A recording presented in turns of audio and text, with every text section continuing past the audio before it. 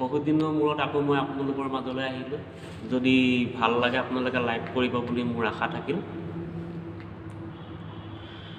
অমানিশা সাৰে আছে আৰু সাৰে আছোঁ মই, এটি চকা উৰি আছে কেনি জ্বলিছে হৃদয়, নাই শেৱাৰী নাই বুকুৰে উৰি তোলে আছে যে ৰৈ, খুলি খুলি পাহিখনা স্মৃতিবোৰে মাথো যাতনা বিলাই।